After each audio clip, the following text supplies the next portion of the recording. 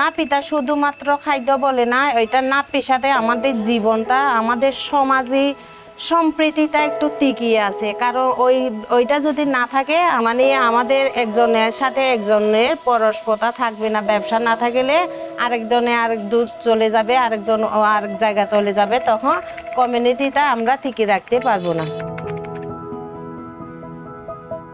আমার নাম হচ্ছে মালাওয়া। আমি এই টুফলন্দি এলাকার রাখাইন কমিউনিটি একজন সদস্য। আমরা এখানে বসবাস করে আসছি অনেক যুগ যুগ ধরে। আমাদের বাপ দাদা আমল থেকে এখানে আমরা বসবাস করে আসছি।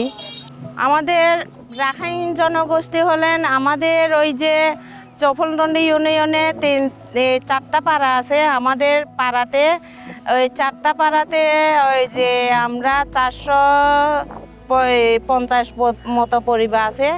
আমাদের এই যে নাপি কাজ করে সবাই। নাপি হলো ওই যে জেলেরা মাছ ধরে, ওখানে একটা মেঘ নামে একটা এই যে মাছ থাকে, কাঁচা মাছ আর কি।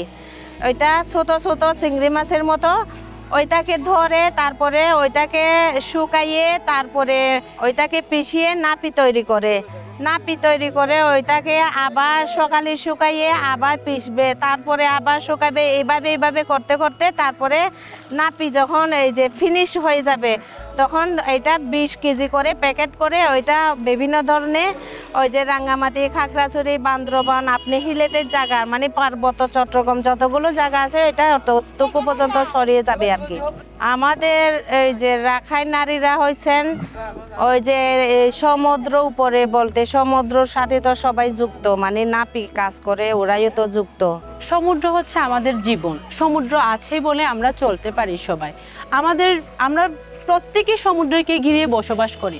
সমুদ্র বন্ধ হলে আমাদের একদম মানে আয় বন্ধ হয়ে যায়। এই সমুদ্র থেকে অনেকে মাছ ধরে খায়, অনেকে ছোট ছোট মাছ নিয়ে এসে ওটা নাপি তৈরি করে আমরা বিভিন্ন নিজেরাও খাই এবং ওটা ব্যবসায় পরিণত করি। আমরা ওইগুলা ঘিরে মূল হচ্ছে আমাদের সমুদ্র ঘিরে আমরা বসবাস করি। যেহেতু রাখাইন সম্প্রদায় একটা বড় অংশ উপকূলীয় এলাকায় তারা বসবাস করে, কক্সবাজার সদর চৌবলদন্ডি এলাকায়, এটা একটা রাখাইন বড় একটা অংশ।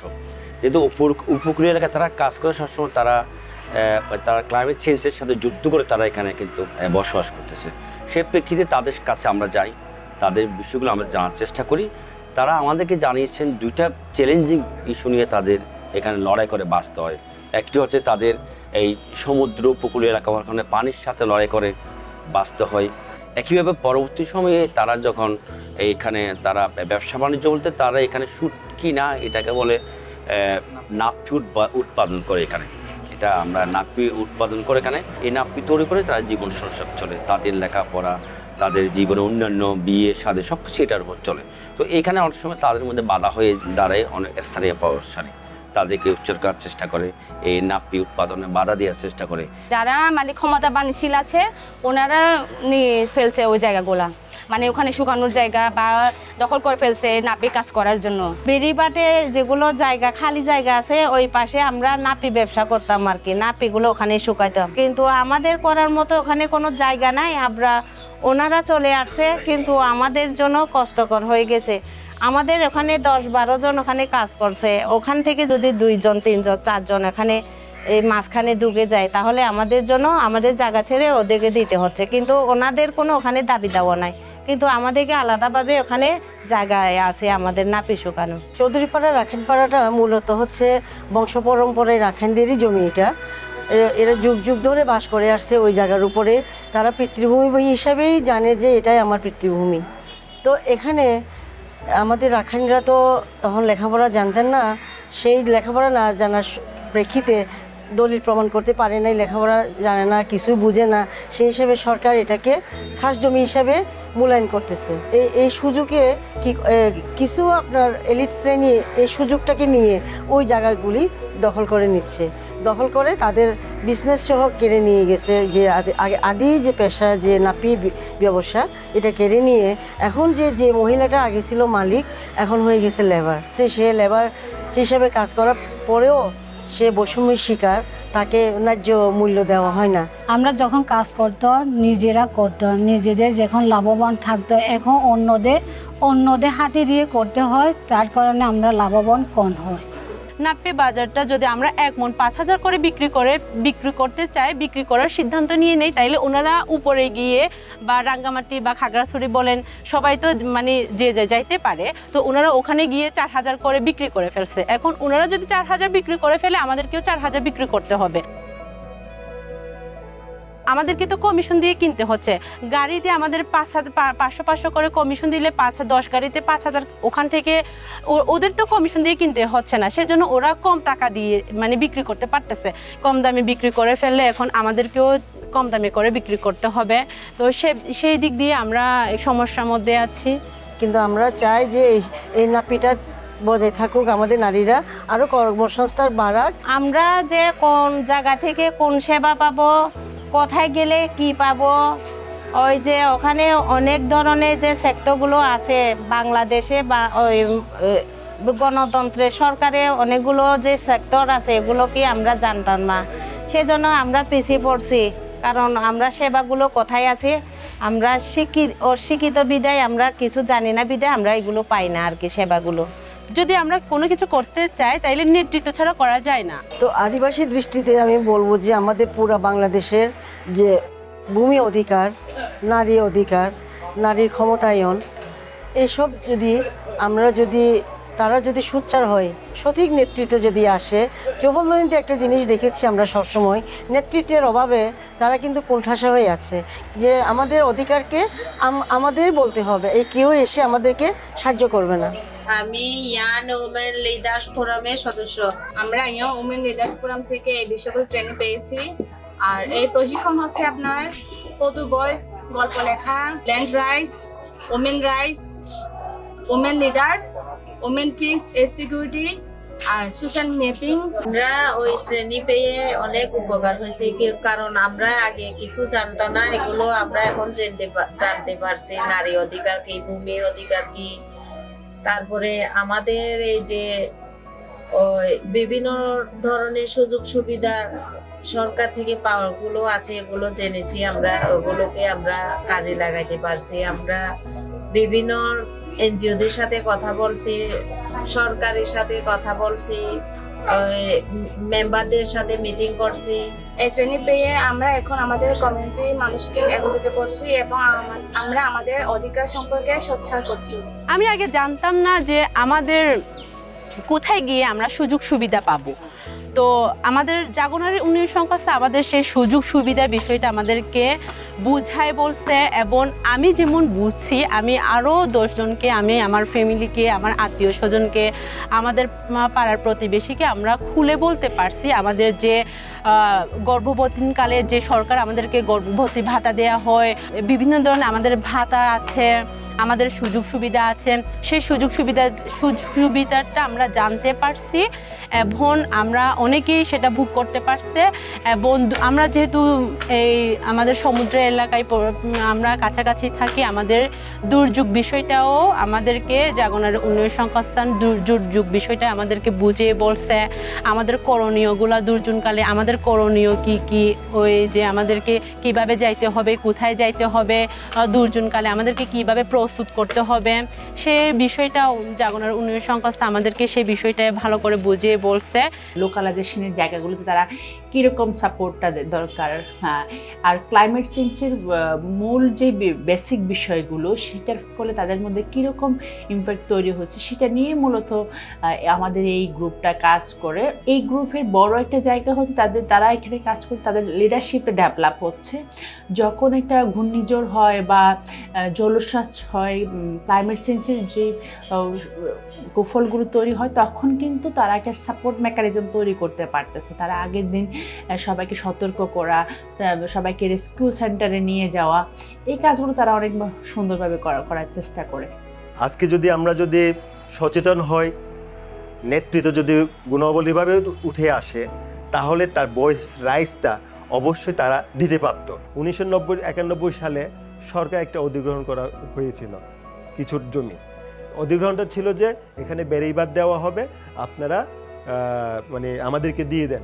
তখন রাখাইনরা যে এত শিক্ষিত না, তখন ওখানকার সরকার ওই পানি উন্নয়ন বোর্ডে একটা দস্ত নেবে, তাকে 2000 টাকা পাবে, কিন্তু সে দস্ত কেন দিচ্ছে সেটা সে কিন্তু জানার বিষয় না, সে 2000 টাকা পাবে, সেটা হলো তার বড় বিষয়।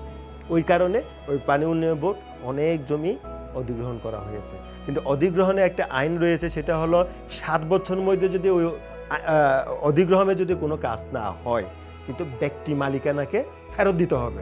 এখানে 1991 থেকে শুরু করে ঘূর্ণিঝড় থেকে শুরু করে অসংখ্য মানুষ এখানে ক্ষতিগ্রস্ত হয়েছে শুধু বেড়িবাঁধের কারণে। এই বেড়িবাঁধটা আমি যেহেতু আমার এই পরিষদে আমরা যখন নির্বাচিত হয়ে এখানে আসছি, জনগণ ম্যান্ডেট নিয়ে আমাদের এখানে পারছে, তখন থেকে আমরা এই বেড়িবাঁধ নিয়ে আন্দোলন করছিলাম। বিভিন্ন মানববন্ধন থেকে শুরু করে বিভিন্ন দাবি দেওয়া নিয়ে আমরা সরকারের কাছে এটা উপস্থাপন করছিলাম। সেই বেড়িবাঁধটা হচ্ছে আমার এই সফলদিনের এই সীমানা থেকে এই সীমানা পর্যন্ত প্রায় হয়তো 7 কিলোমিটার হবে। এই বেড়িবাঁধের জন্য এমন আমাদের সমস্যা হয়ে যায়, যদি একটি নদীর জোয়ারটা এসেও এটা ভাঙার সম্ভাবনা থাকে, সেখানে সরকারের কাছে আমাদের দাবি ছিল টেকসইভাবে এই বেড়িবাঁধটা নির্মাণ করার জন্য। সরকার এটা গ্রহণ করেছিল, কিন্তু বাস্তবায়ন হয় নাই। এই পাশাপাশি যেই বেড়িবাঁধের কাছে যে আশেপাশে যে বাড়িগুলো আছে, এই বাড়িগুলোও কিন্তু ঝুঁকিপূর্ণ। বলতে গেলে নদীর পানি আসলে এমনি ওরা ডুবে যায়। জলবায়ু এমনিতে পরিবর্তনের ক্ষেত্রে তো অনেক সমস্যা এখানে দেখা দেয়, কারণ আমরা সেখানে রাখাইন সম্প্রদায়ের যে নাপ্পির ব্যবসা আছে, এই ব্যবসায়ীগুলিও ওই ক্ষেত্রে কিন্তু নাপ্পির ক্ষেত্রে কিন্তু অনেক কিছু এখানে গিয়া হয়। অনেক মানুষ বাইরে থেকে আমাদের পর্যটন আসলে পর্যটনও ক্ষতিগ্রস্ত হয়। আপনি বাংলাদেশের যে কোনো কিছু একটা উৎপাদন করতে গেলে আপনি যাবেন, যেখানে যান না কেন সেটা একটা দুর্গন্ধ সৃষ্টি হবে, একটা ফ্লেভার সেখানে আসবে। সেটা যেটাই আপনি তৈরি করেন না কেন, সেটা প্লাস্টিক তৈরি করেন, কাপড় তৈরি করেন, অন্যান্য খাদ্যদ্রব্য তৈরি করেন, কারণ একটা দুর্গন্ধ অবশ্যই আসবে। তৈরির সময় আসবে, সেটা তৈরির পরে সেই দুর্গন্ধ থাকে না। তো ওখানে কিন্তু নাপ্পির দুর্গন্ধে মানুষ চলে আসছে, নাপ্পির গন্ধ মানুষ কাছে যায় নাই, এখন এসে এই সমস্যাটা সৃষ্টি হচ্ছে। বাঁধ অবশ্যই প্রয়োজন, এটা বাঁধ ছাড়া বিকল্প নেই আমাদের। যেহেতু উপকূলীয় এলাকা, যে কোনো সাইক্লোন বা যে কোনো জলবায়ুর কারণে অনেক কিছু ক্ষতি হইতে পারে, কিন্তু এই ক্ষতি থেকে বাঁচার জন্য বাঁধটা খুবই দরকার। তো সেক্ষেত্রে আমি অনুরোধ করব, উন্নয়ন যদি করতে হয় আদিবাসীদের জমি সুরক্ষা করে উন্নয়নটা হোক। বেড়িবাঁধ যদি অন্যদিকে করা যায়, অথবা আমরা বিদেশে দেখেছি আমরা যে বেড়িবাঁধ করা হয় সমুদ্রের কিনারে, যাতে মানে জনবসতির উপরে কোনো আঘাত না রেখেও কিন্তু মেরিন ড্রাইভ করা যায়। তো সেক্ষেত্রে আমি সরকারের কাছে অনুরোধ করব, আমাদের আদিবাসীদের ভূমি সুরক্ষা করেই যেন বেড়িবাঁধটা তৈরি করা হয়। বেড়িবাঁধ সম্পর্কে আমরা শুনছি এখানে একটা ওইরকম একটা মানে বেড়িবাঁধ হবে, এবং যেহেতু বেড়িবাঁধ হলে আমাদের ওই দিকে অনেক বাড়ি কে উচ্ছেদ করে ফেলবে। তো আমরা জানি না তখন কোথায় যাব, কিভাবে থাকব, কোন জায়গায় আমাদেরকে নিয়ে যাওয়া হবে। এবং আমাদের এখন তো আমরা নাপ্পি কাজ করে হলেও খাইতে পারতেছি, একের ওপরে মিলেমিশে থাকতে পারতেছি। এখন তো বেড়িবাঁধ হলে অনেকেই এখানে রেখে যাবে, আর অনেকে কোথায় নিয়ে যাবে সেটা জানি না। সেটা নিয়ে আমরা খুবই কষ্টের মধ্যে আছি, খুবই চিন্তার মধ্যে আছি। জলবায়ু অভ্যস্ত যারা এই বেড়িবাঁধের খাত জমিনে, সরকারি খাত জমিনে আছে, পানি উন্নয়ন বোর্ডের জমিনে যারা আছে, এরা যদি উচ্ছেদ হয় তাহলে তো আপনার 100-200 এই রাখাইন পরিবার উচ্ছেদ হয়ে যাবে। ওই 600-500 থেকে 100-200 পরিবার উচ্ছেদ হয়ে যাবে, মন্দির উচ্ছেদ হয়ে যাবে।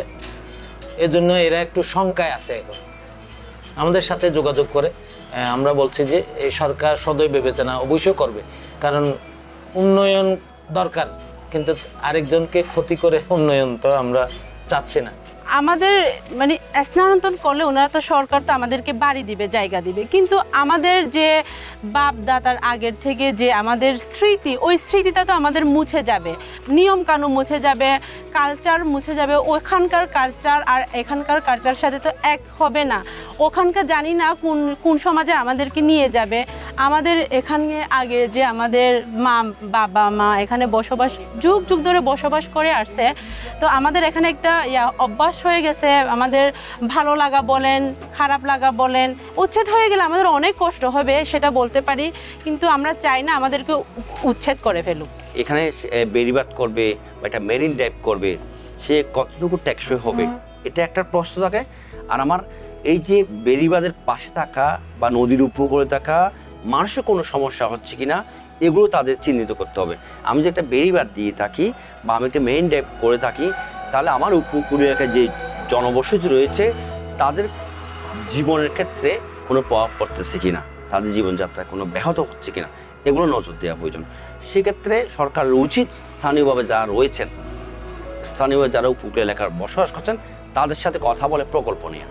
আমরা চাই দেশ উন্নয়ন হোক, কিন্তু আমাদের বাড়ি, আমাদের দাদার বাড়ি, আমাদের মামার বাড়ি, ওদেরকে উচ্ছেদ করে নিয়ে গিয়ে না, মানে হোক, আমরাও চাই বেড়িবাঁধ হোক, ওখানে একটা হোক, কিন্তু উন্নত হোক সেটা চাই, কিন্তু আমাদেরকে মানে উচ্ছেদ করে ওরকম দেশ উন্নয়ন হোক সেটা আমরা চাই না। আসলে আমরা এখান থেকে চলে যাইতে চাই না। সে কারণে আমরা মনে করি যে এটাকে মানে আলোচনা করে যেন মানে জাতিসংঘ যে আইনগুলো রয়েছে, তার বাংলাদেশে যেগুলো রয়েছে, তারপরে নারীদের যে অধিকারগুলো রয়েছে, সব মিলে আলোচনা করলে একটা সমাধানের রেজাল্ট অবশ্যই আসবে। আদিবাসীদের যে অধিকারটা প্রতিষ্ঠিত হবে। তা আমি উন্নয়ন করতে গিয়ে দেখা যাচ্ছে আমার কিছু পরিবার তার পিঠে বাড়ি হারাচ্ছে, বা তাদের যে আয় ইনকাম হওয়ার কথা সেটা বন্ধ হয়ে যাচ্ছে, আয় রোজগার বন্ধ হয়ে যাচ্ছে। আগে জীবন, মানুষের জীবন বাঁচানো, তারপর উন্নয়ন। সঠিক পরামর্শ ওনারা যদি এসে আমাদের একটা মিটিং করে হোক, ওনারা এসে একটা জায়গা বসে হোক, যদি আমাদের সঙ্গে যদি আলাপ আলোচনা করলে অনেক ভালো হবে।